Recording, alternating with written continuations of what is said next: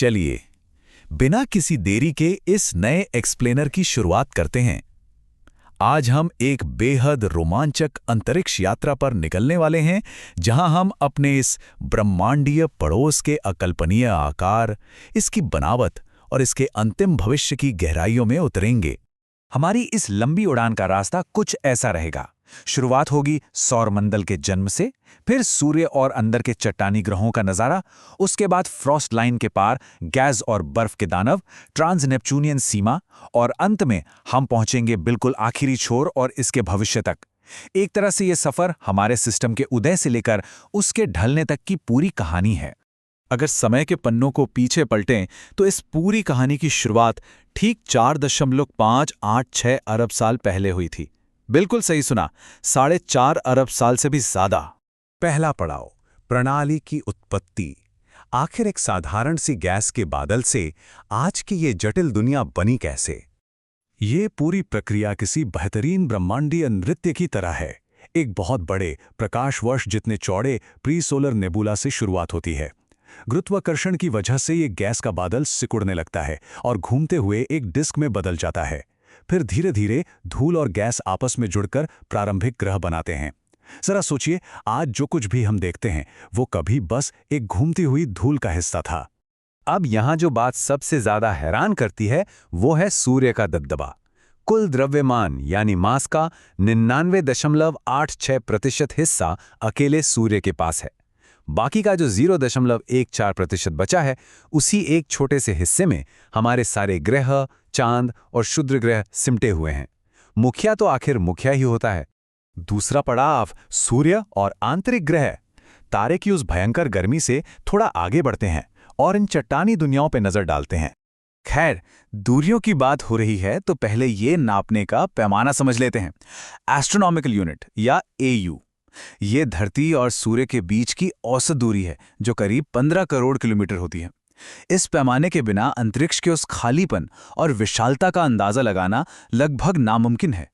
तो एक बड़ा सवाल ये है कि अंदर के ये ग्रह छोटे और ठोसी क्यों बने? इसका जवाब है सूट लाइन।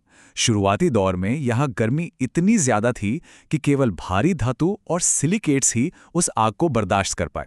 बाकी सब कुछ जलकर खाक हो गया या दूर छिटक गया।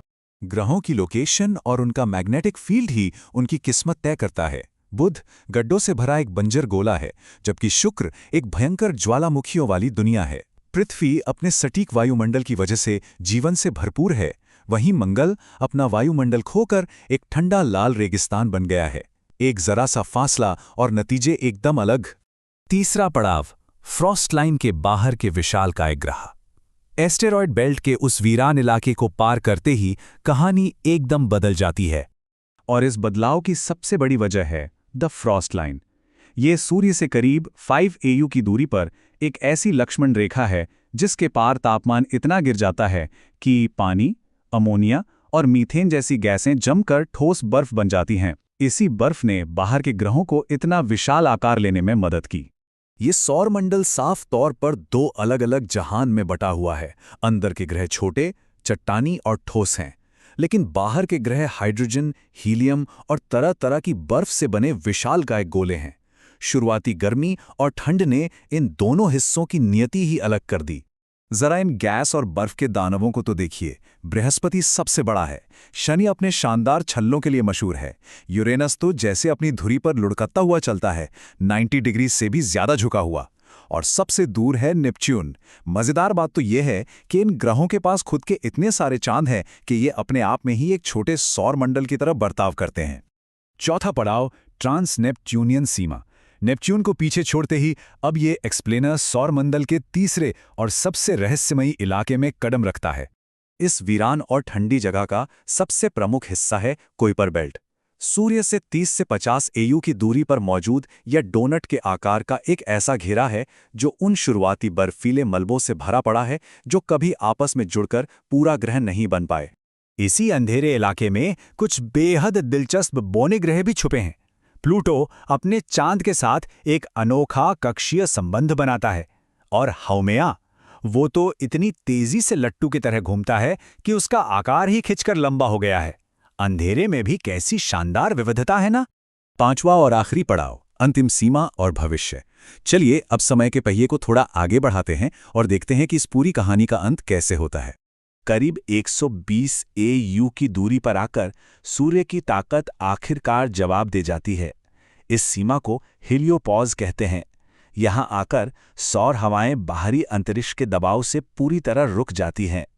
तकनीकी रूप से यही वो जगह है जहां हमारे सौर मंडल का सुरक्षा कवच टूटता है।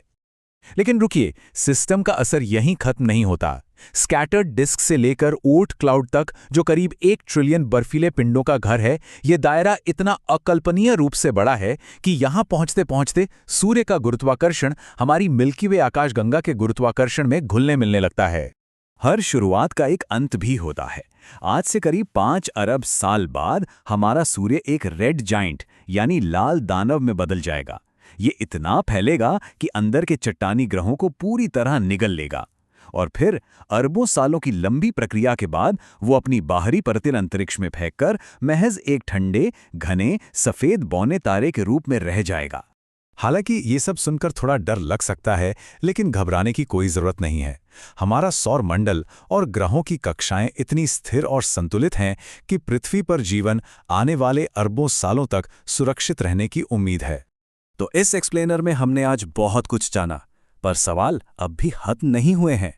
ऊंट क्लाउड के गहरे अंधेरे में अभी और क्या भटक रहा है? क्या सच में एक विशाल प्लैनेट 9 वहां कहीं छिपा बैठा है?